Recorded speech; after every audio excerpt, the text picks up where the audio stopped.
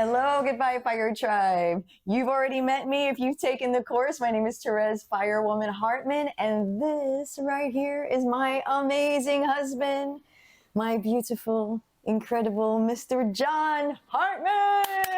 That's me. Guilty as charged. Normally you don't see me because I'm hiding around the corner behind the camera. But none of this would be possible without this one right here. He is the one that has taken all of my ideas, my music, anything, any crazy stuff that pops into my head and actually makes it real to where it can be seen, it can be heard, it can be experienced. So first, I just want to say, before we even get started, babe, thank you for absolutely everything that you do to bring our videos and courses and music to life. And just thank you for being willing to even do this. I know this isn't your favorite thing in the world, not something that you go out of your way to do, but just the fact that you are willing to do this, to be able to help and benefit other people, to see what could be possible, and that when even crazy stuff happens in life, that there is a way forward, and there is a way that even with all of that, a couple can continue to thrive together. So that is the focus of our talk today. And one of the things that we talked about before filming is, because everything we do is based around law of attraction, and we both understand how law of attraction works.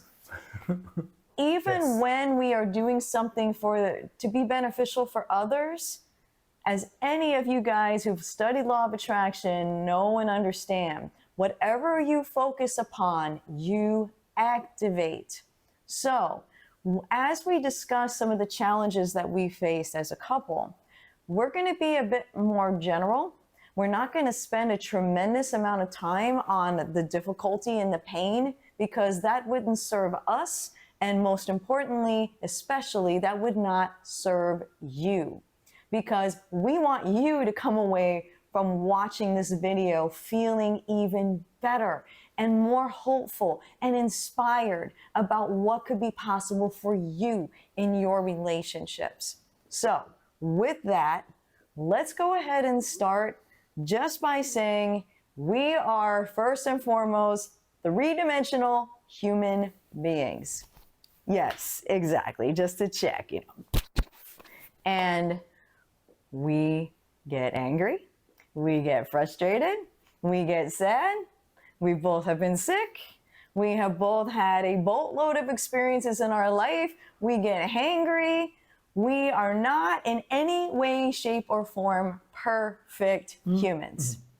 And honestly, any couples or any human beings that are out there that are putting forth the idea of perfection to us, at least in our opinion, is not something that is authentic or sustainable. Part of why, after 23 years plus of being together, this is such a joy. I can at least speak for myself. I mean, you just, Me, I'm bored to death. I want out. Just kidding. Hey, get out. That's part of our essence together, is the humor of life. Yes, yes. And everything. We have a tendency to be silly a lot. Yes, absolutely. Because especially when life gets so heavy and major stuff goes on, which we'll share in a little bit, sometimes some of the best things that you can possibly do is lighten that energy up. So on that note, some of the things that we've experienced during our 23 plus years of time together, we have had multiple life transitions of our family members, starting with one of my brothers, followed by one of our daughters, my aunt, my uncle, several friends, John's mom, my father, my mother. And the list is kind of, to think about the list of people that have made their transitions during the time that we've been together is kind of crazy. But I will tell you, speaking of infusing humor and lightening things up, one of the things that has really, really helped, well, first of all, let me rewind the tape for a second. So when real stuff happens, especially when it involves people passing away and having an experience of grief, both of us have always been very real about our emotional experience. We don't try to pretend that we're good, we're fine, everything's all perfect. What's wrong? Nothing. Everything's fine. That's BS. Or even, oh, I'm fine. Oh, I'm doing just great. Oh, today is a wonderful day. Oh, everything's perfect. Oh, it's, no. We have never done that since day one. For any of you guys who have seen our other video, Meet the Hartmans, where we talk about our story of how we first met each other and how we worked with Law of Attraction to connect with each other and create that beautiful coming together experience, we have always prided ourselves on our level of authenticity and realness. As a matter of fact, before my husband and I even started dating, he saw me in a ballin' puddle because my little heart had been broken by another guy that I had dated and blah, blah, blah, blah. So there was no false pretense ever. He has seen me cry. He has seen me in a rage. He has seen me at the bottom of the barrel. And he has also given me the honor of trusting me. I was going to say, she's done the same thing for me. There's plenty of times that before we got together, that I had one girlfriend problem or another, and I'd go, call her up or go over and meet her and talk to her, cry on her shoulder, so to speak. So she's been awesome that way. But he's been awesome that way with letting himself feel. And through all of these life transitions and family drama related things that we've experienced on both sides of the equation, just number one, allowing ourselves to go with our natural rhythms, whatever that emotion is that's flowing at the moment, and just letting it fly and letting it happen. And also during times when either one of us knew that there really wasn't anything that we could do, to actually be willing to give the other space when we needed it. But I will say, for example, there was a point with me that I was in such a ball of emotion that my honey just at one point said, I don't know what to do. True. And when you don't know what to do, all you can do is offer yourself as, I'm here. I'm here if you need, but at the same time, I don't want to smother you or cover you up with anything that's not real. So if I can get you something right now, great. If not, I'm going to be in the other room. I'll leave you a bell or an air horn or something like that to be able to get my attention. I'll probably be in the studio, and I might not hear it if you just say, honey, so therefore it's, some kind of sound making device, and yeah, it worked. Actually, yeah. It really worked, because there are times that she just needed time. And with me, I've done the same thing. When I've been in a balled up mess or whatever, there are times that, I don't want to get any on her. So I'd rather. And we're both that way too. I'd rather, just go take a nap, go lay on the bed, and that's my defense mechanism. It's like a baby, just like a baby. When a baby has a problem and it's too loud, it's too annoying around, they go to sleep to get away from it. So, But what's really cool about that is anytime we meditate or we nap or we have a full night's rest, we withdraw our attention from physical, and we actually get into a state of non-resistance. Good. That's where that autonomic system kicks in. And we're not needing to, thank God, we don't need to think about continuing to breathe and beat our hearts when we're unconscious. Thank goodness for the great architect, if you will, that takes care of all of that. But like, especially when Jennifer passed, that was actually something that probably, from what I remember of that journey, that helped you a lot, that you were during that time letting yourself take lots of naps and rest a lot. Yeah, it was rough. I mean, you lose a child. That's not the way the order of the things are supposed to happen. But at the same time, I also knew that she lived her life and made so many good changes in so many other people's lives that I was happy for that part. I just missed her physically being around. Yeah. So I just did whatever I needed to do. Again, I didn't want to get anything on anybody else. And the people want to say, if there's anything I can do. Well, there isn't. There really, really, truly isn't anything anybody can do. You have to work through it yourself. Yes. And the best way to work through it is to go forward. Keep going. Go forward. Leave it in the past. Don't leave the memory of the person. Don't leave them in the past, but leave your pain and everything in the past, because to bring that with you is to ruin the rest of your life. So if you just leave that in the past, take whatever rest you need, just process whatever emotions, however it comes. And just keep going forward. Eventually you'll be far enough from it that it won't have as much of a hold on you. It's like getting out of its gravitational pull.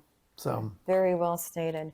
And honestly, that really has been how we have processed all of those experiences. Now I will say, and my honey has an incredible superpower of having a strong emotion, feeling it, whether it's crying, whether it's anger, whatever it is, and dropping it like a hot potato. Like, that is, like, in any experience of grief, that's been an incredible blessing that he's had, that he's been able to move through it, let go, and move forward very quickly. I have a little different kind of brain that I am, via my focus, upgrading as I go along, and it has actually steadily been getting better, which is wonderful. But in the past, it would take a little longer for me to process things. that's okay. It takes however long it takes. Yes. And the fact that he never rushed me at any stage during the process, because obviously when you're seeing your sweetheart in pain in any way, shape, or form, you want them to get through it, be done with it, be over with it, so you can see them happy and I want to fix it. And you also just want to be with your buddy again. You want to be having a good time and laughing together. Right. So even though there's probably was a part of him that was like, come on, woman, get past this so we can get back to living. Because he and both of us, but especially during that time, is so able to operate from that place of true, unconditional love. He let me do whatever I needed to do. Whether I needed more time to be alone on certain days, whether I needed lots of hugs on other days, whether I did have something happen in the middle of the night, and even though I hated the idea of ever waking him up, he made me actually promise him that if I need him at any moment, and I can't, it doesn't matter, wake me up, I don't care. If I can do something, wake me up, get my attention, like he was talking about, even as crazy as that sounds, a little bell, anything, that he meant what he said.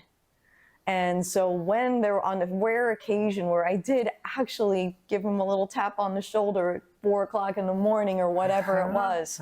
What? Oh, what can I do for you? Basically. Yeah, it was never like, what the hell do you?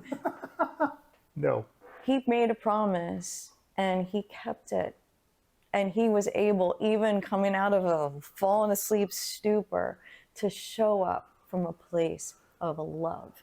And because of that, I'm still standing. And you all have that inside of you too. Yes. You know that it's there. And hopefully you don't ever have to use it. But if you do, just know that it will come to the table when it's needed. Yes, absolutely, definitely. And we started at the very beginning talking about humor. And I still remember that there was a period of time, and actually I think it was after Jennifer had passed, that we were cleaning the house, doing something, and there was something, I don't even remember what it was, and it was probably extremely irreverent and probably not appropriate to say in front of you guys, but whatever it was, we had been kind of numb, crying, whatever, but this crazy piece of humor came in, whether I think one of us said something, and we started laughing uncontrollably. And anytime there's been a really heavy moment in our lives and something shows up that makes us laugh and lighten that energy, it's like we can breathe again. So that is something that we have done for each other and with each other throughout our journeys of all different kinds of subjects, of things that have rocked our world in our lives. It's like it's designed in some movies, in my opinion, the better ones, that have so much tension in them, and they just go and they go, and they got you on your edge of your seat, and then all of a sudden, you know, you're like, oh my gosh, what's going to happen next?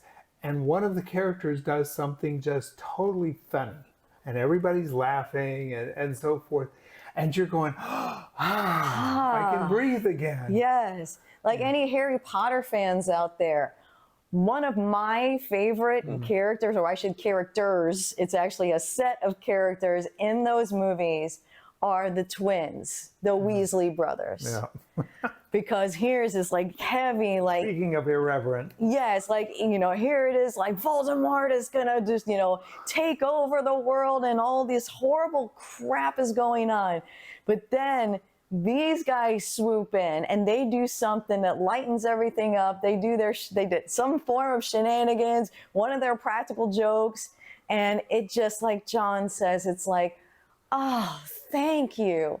So, and like Olaf in the Frozen movies, I absolutely love him. So all of those characters in the movies, in the books, and if you are one of those people that has a gift for infusing laughter and lightness, please keep doing that, because that is a lifesaver, and that is the thing that can shift the energy in some of the hardest times in your life, because all that life needs is a little tiny crack of non-resistance to be able to infuse an idea, a thought, a feeling that can help to raise your vibration just a little tiny bit. And then you're able to see something else. You're able to see that you're not alone.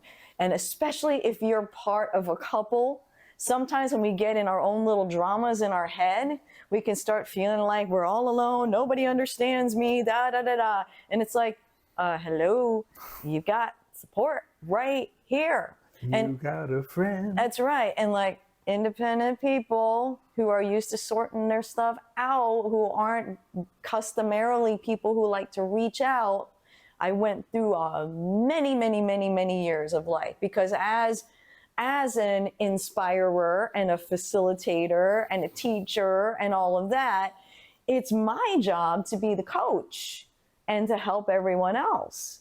So therefore, if I'm helping everyone else, well, then I need to be able 100% of the time, all the time, no matter what's going on, to be able to figure it all out by myself and not burden or trouble anyone else. Well,